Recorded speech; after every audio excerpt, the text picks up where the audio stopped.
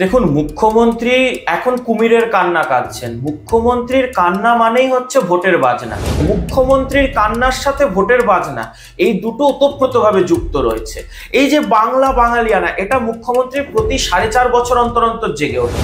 Lovely খাতুনের মতো বাংলাদেশি অনুপ্রবেশকারী একজন জিহাদি জামাতি মহিলাকে মমতা ব্যানার্জি ভোট ব্যাংকের রাজনীতি করে মুসলমান ভোট ব্যাংক নিতেছে, তাকে পর্যন্ত পঞ্চায়েতের প্রধান বানিয়ে দিয়েছে। সিপিএম এর কেরল রাজ্য, সেই কেরলেও তো অপারেশন ক্লিন হচ্ছে। পুলিশ, কেরল পুলিশ নাম দিয়েছে অপারেশন ক্লিন। কি বাংলাদেশি ধরো, বাংলাদেশিকে অ্যারেস্ট করো, বাংলাদেশিকে বাইরের মানে বাংলাদেশে ফেরত পাঠাও।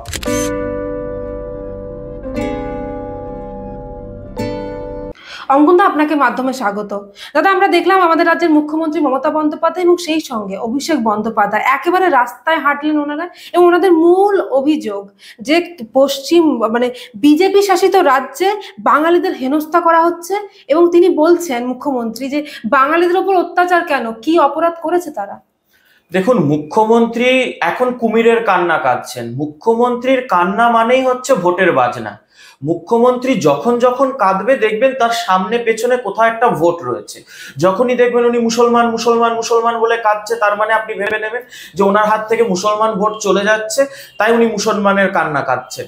যখন দেখবেন উনি বাংলা বাঙালি বাংলা বাঙালি ইত্যাদি নিয়ে কাঁদছে, তার মানে দেখবেন বাঙালির ভোটটা ওনার হাতছাড়া হচ্ছে। তাই ভোটটাকে মুখ্যমন্ত্রীর কান্নার সাথে ভোটের বাজনা এই দুটো ওতপ্রোতভাবে যুক্ত রয়েছে। এই যে বাংলা বাঙালিয়ানা, এটা মুখ্যমন্ত্রী প্রতি 4.5 বছর অন্তর অন্তর জেগে ওঠে।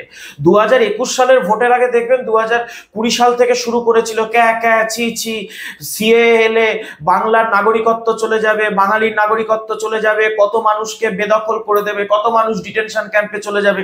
কিছুই হয়নি। তো সিএ আইন হয়ে গেছে, প্রায় 2 বছর হলো। বাংলাদেশি শরণার্থী, হিন্দু শরণার্থীরা, হিন্দু উদ্বাস্তুরা তার মাধ্যমে নাগরিকত্ব পাচ্ছে, এবং না পশ্চিমবঙ্গের কোনো হিন্দু, না পশ্চিমবঙ্গের কোনো মুসলমান, কারুর নাগরিকত্ব যায়নি, কাউকে টোকা পর্যন্ত মারা হয়নি। এইবার আবার উনি বাংলা বাঙালি নিয়ে কাঁদতে কেন শুরু করেছেন? কারণ উনি যে সমস্ত জঙ্গি অনুপ্রবেশকারী জিহাদি জামাতিদের ভোটার কার্ড করে দিয়েছিলেন এই পশ্চিমবঙ্গে, আপনারা দেখেছিলেন সাপ শেখ অর্থাৎ সাদরাডি আনসারুল্লাহ বাংলা নামক একটি বাংলাদেশি ইসলামিক জঙ্গি সংগঠনের জঙ্গি, সেই জঙ্গিকে তৃণমূলের পঞ্চায়েত প্রধান সই করে 2টো ভোটার কার্ড, 2টো রেশন কার্ড, 2টো আধার কার্ড বানিয়ে পশ্চিমবঙ্গের ভোটার বানিয়ে রেখেছিল। সেই জঙ্গি ধরা পড়েছে। লাভলি খাতুনের মতো বাংলাদেশি অনুপ্রবেশকারী একজন জিহাদি জামাতি মহিলাকে মমতা ব্যানার্জি ভোট ব্যাংকের রাজনীতি করে মুসলমান ভোট ব্যাংক নিতেছে, তাকে পর্যন্ত পঞ্চায়েতের প্রধান বানিয়ে দিয়েছে। এইভাবে বাংলাদেশি অনুপ্রবেশকারীরা এলে পশ্চিমবঙ্গে তারা এক ভোটার কার্ড পেয়ে যাচ্ছে, আধার কার্ড পেয়ে যাচ্ছে, এবং তারপর তারা ছড়িয়ে ছিটিয়ে বিভিন্ন রাজ্যে, বিজেপি শাসিত অবিজেপি শাসিত রাজ্যে তারা চলে গিয়ে পড়ে কমে খাচ্ছে। আমার আপনার ট্যাক্সের টাকা, আমাদের কষ্টার্জিত উপার্জনের যে ট্যাক্সের টাকা, সেই টাকার রেশনের সুবিধা, সেই টাকার অন্যান্য বিনামূল্যে বিদ্যুৎ, বিনামূল্যে জল, অল্প পয়সায় গ্যাস, অল্প পয়সায় রেশন, এই সুবিধাগুলো ভোগ করছে এই বাংলাদেশি অনুপ্রবেশকারীরা। এদের তৃণমূলের একটাই শর্ত দেওয়া আছে, তুমি কেরলে গিয়ে থাকো, কর্ণাটকে থাকো, দিল্লিতে থাকো, উত্তরপ্রদেশে থাকো, ওখানে গিয়ে ভারতের সম্পদ, ভারতের সবকিছু রেশন সবকিছু ভোগ করো, ভোটের সময় টুক করে আসো, পশ্চিমবঙ্গে এসে তৃণমূলকে ভোটটি দিয়ে যাও, যেমন ওই শেখ সাদরাডির থেকে শুরু করে লাভলি খাতুনরা করেছিল। এখন প্রত্যেকটি রাজ্য, বিজেপি শাসিত বলুন অবিজেপি শাসিত বলুন, প্রত্যেকটি রাজ্য এই সমস্ত বাংলাদেশি অনুপ্রবেশকারীদের রুটিন মাফিক ধরছে এবং তাদেরকে বাংলাদেশে তাড়িয়ে দিচ্ছে। কারণ ভাই, তুমি বাংলাদেশি, তুমি বাংলাদেশ থেকে একবার বাংলায় এসে জাল ডকুমেন্ট, জাল ভোটার কার্ড, আধার কার্ড তৈরি করে এদেশের সম্পদ ভোগ করবে কেন? এটা যেমন বিজেপি শাসিত রাজ্যে হচ্ছে, তেমনি অবিজেপি শাসিত সিপিএম এর কেরল রাজ্য, সেই কেরলেও তো অপারেশন ক্লিন হচ্ছে। পুলিশ, কেরল পুলিশ নাম দিয়েছে অপারেশন ক্লিন। কি বাংলাদেশি ধরো, বাংলাদেশিকে অ্যারেস্ট করো, বাংলাদেশিকে বাইরের বাংলাদেশে ফেরত পাঠাও। 1 বছরে প্রায় 1200 বাংলাদেশি ধরেছে, এবং 1200-র মধ্যে সকলেরই পশ্চিমবঙ্গের ভোটার কার্ড, আধার কার্ড ছিল।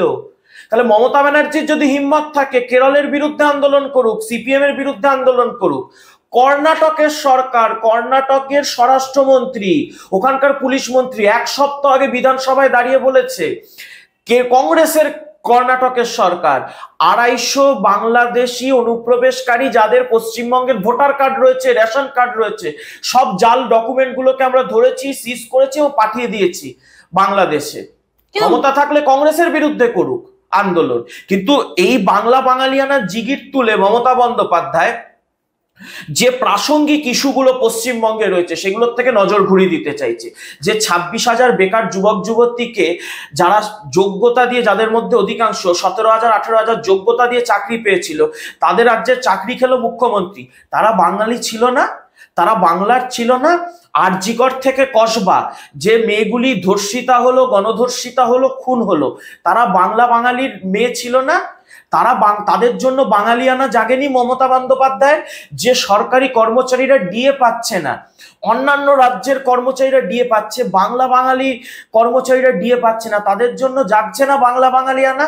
এই যে 3 দিনে 3টে তৃণমূল কর্মী খুন হলো, যারা স্লোগান দিয়েছিল মামাটি মানুষ জিন্দাবাদ, জয় বাংলা, মমতা ব্যানার্জি জিন্দাবাদ, তাদেরকে সুরক্ষা দিতে পারছেন না মমতা ব্যানার্জি।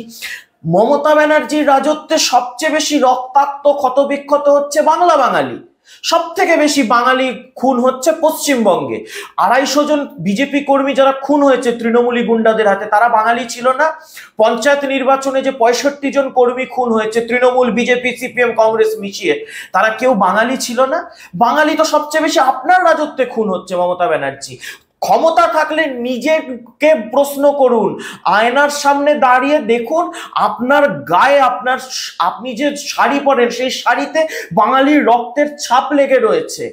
বাঙালি আজকে রক্তাক্ত হচ্ছে সবচেয়ে বেশি আপনার রাজত্বে।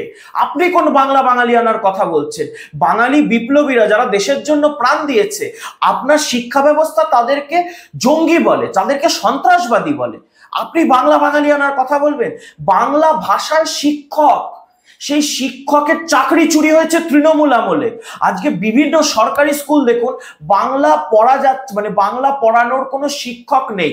ভুলে গেলেন রাজেশ তাপস, উর্দু নয় বাংলা চাই, বাংলার জন্য শিক্ষক চেয়েছিলেন।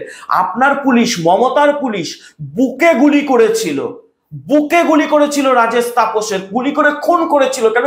উর্দু চাস কেন, উর্দু পড়বি না কেন, বাংলা কেন পড়তে চাইছিস? আপনি বাংলা বাঙালির কথা বলছেন। কালকে দেখলাম মিছিলে হাঁটলেন আপনি, পাশে ফিরহাদ হাকিমকে নিয়ে। কোন ফিরহাদ হাকিম? যে ফিরহাদ হাকিম প্রকাশ্যে ঘোষণা করেন যে অদূর ভবিষ্যতে বাংলা পশ্চিমবঙ্গের ভাষা হবে না, পশ্চিমবঙ্গের 50% বেশি মানুষ উর্দুতে কথা বলবে। আপনি পশ্চিমবঙ্গকে উর্দুস্তান বানাতে চাইছেন। সেই উর্দুস্তান বানানোর যিনি কারিগর, যিনি মিনি পাকিস্তান বলেন পশ্চিমবঙ্গকে, সেই ববি হাকিম আপনার পাশে ঘুরছে। আপনার মুখ থেকে আমরা বাংলা বাঙালিয়ানা শিখবো? শুনুন, যদি মমতা বন্দ্যোপাধ্যায়ের এত বড় দম থাকতো, যদি উনি এত বেশি বাংলা বাঙালির দরদি হতেন মুখ্যমন্ত্রী, যে জয় হিন্দ কলোনির কথা বলছেন, জয় হিন্দ কলোনি কে গড়েছিল মুখ্যমন্ত্রী? সাহস থাকলে উত্তর দিন। জয় হিন্দ কলোনি যখন এই বাংলায় কাজ না পেয়ে বাংলার পরিযায়ী শ্রমিকরা দিল্লিতে গিয়ে নালা নর্দমার পাশে দিন কাটাতো, রাত কাটাতো, তাদের জন্য সেই জয় হিন্দ কলোনি গড়ে দিয়েছিলেন 2002 সালে তৎকালীন স্বরাষ্ট্রমন্ত্রী, কেন্দ্রের স্বরাষ্ট্রমন্ত্রী লালকৃষ্ণ আডবাণী। বিজেপি বানিয়েছিল জয় হিন্দ কলোনি। সেই জয় হিন্দ কলোনিতে এখন বাংলাদেশিরা ঢুকে গেছে বলে কোর্টের অর্ডারে, দিল্লি কোর্টের অর্ডারে ওখান থেকে বাংলাদেশি খেদাও চলছে, বাংলাদেশিদের তাড়ানো হচ্ছে। যান, আপনার ক্ষমতা থাকলে, আপনি এত বড় বাংলা বাঙালির দরদি তো, গিয়ে প্রমাণ করুন ওখানে যে সিআর পার্ক, চিত্তরঞ্জন পার্ক আছে, সেই চিত্তরঞ্জন পার্কে একজন বাঙালি যারা দীর্ঘদিন ধরে ওখানে রয়েছে, তাদের কারুর গায়ে টোকা মারা হয়েছে কিনা। করলবাগে যান, করলবাগে যেখানে বাংলা বাঙালির শ্রমিকরা কাজ করছে, সেই করলবাগে একজন বাঙালির গায়ে টোকা মারা হয়েছে কিনা। বাংলাদেশি রোহিঙ্গা জামাতিদের ধরা হচ্ছে বলে, রোহিঙ্গা কলোনিকে ধ্বংস করা হচ্ছে বলে মুখ্যমন্ত্রীর গাত্র দেওয়া হচ্ছে কেন? ওনার ভোট ব্যাংকে আঘাত আসছে বলে? মুখ্যমন্ত্রীর নয়, আমরা কারণ বুঝলাম। ওনার যে জোট সঙ্গী সিপিএম, কংগ্রেস, তারা কেন রাস্তায় মুজরো নাচছে? আরে আপনাদের রাজত্বেও তো বাংলাদেশি তাড়ানো হচ্ছে। কেরলে অপারেশন ক্লিন হচ্ছে না? কর্ণাটকে বাংলাদেশি তাড়ানো হচ্ছে না? তাহলে শুভঙ্কর সরকার কেন রাস্তায় নামছেন? কেন মোহাম্মদ সেলিম, সুজন চক্রবর্তীরা রাস্তায় নামছেন? তৃণমূলের ন্যারেটিভে অক্সিজেন দিচ্ছেন, যাতে তৃণমূলের এই চুরি, দুর্নীতি, ধর্ষণ, খুন, ঘাটালের বন্যা, এই সমস্ত ইস্যু ধামাচাপা পড়ে ওই 2021 সালের আগে সিএ এনআরসির ইস্যুটা যেভাবে তৃণমূল কংগ্রেস একটা ভুয়ো ন্যারেটিভ তুলে এনেছিল, সেই তৃণমূলের ন্যারেটিভে আজকে অক্সিজেন যোগাচ্ছেন সিপিএম কংগ্রেস। লজ্জা লাগে না? কিন্তু ডরিনা ক্রসিং থেকে তো মুখ্যমন্ত্রী আপনাদের আক্রমণ করছে, তিনি বলছেন যে বাংলা কথা বললে অ্যারেস্ট করে ডিটেনশন ক্যাম্পে রাখতে চায় কেন্দ্র।